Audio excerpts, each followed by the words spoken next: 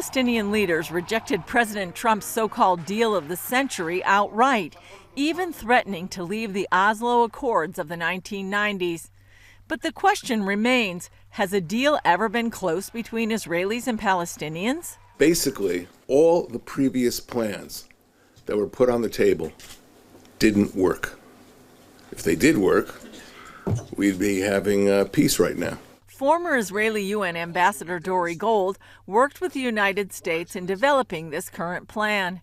U.S. Ambassador to Israel David Friedman says a strong, secure, and prosperous Israel is good for America. When we approach the President's vision for peace and prosperity, we begin with that foundational principle. Friedman also points out Palestinians have a chance to double the land they now control in the West Bank, expand Gaza, and connect the two. And for the Palestinian people, they should understand that America stands with them in what I believe is their desire, a desire that they have a hard time expressing because it's a repressive society, but we stand with them in their desire to achieve a democratic, more prosperous state. And we're not putting our fingerprints on any new state that doesn't have those characteristics. One positive Israel sees is recognition of its sovereignty over Israeli communities in Judea and Samaria.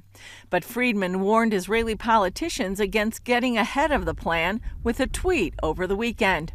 Israel is subject to the completion of a mapping process by a joint Israeli-American committee.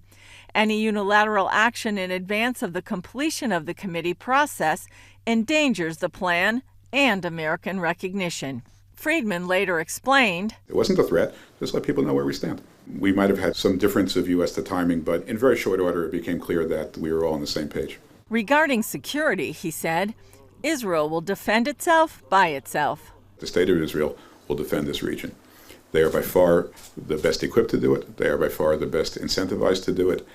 And security is simply not, it's not a game. It's not a political issue. Friedman said the 2005 handover of Gaza made it clear that evacuation is no option.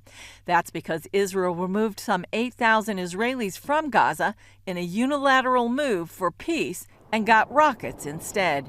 Now the stakes are higher. I mean, you're talking about the biblical heartland of the state of Israel, and not 8,000 people, but however you slice it, 10, 20, 50, 100,000 people. I mean, it's just not going to happen. Friedman told journalists no issues have been solved going back to the 1967 Six-Day War, and they're not going away. The Palestinians in 52 years have done nothing to create any type of a political movement that provides Israel with any sense of certainty or calm or assurances that the Palestinians won't be a threat to Israel if they were to achieve statehood. Julie Stahl, CBN News, Jerusalem.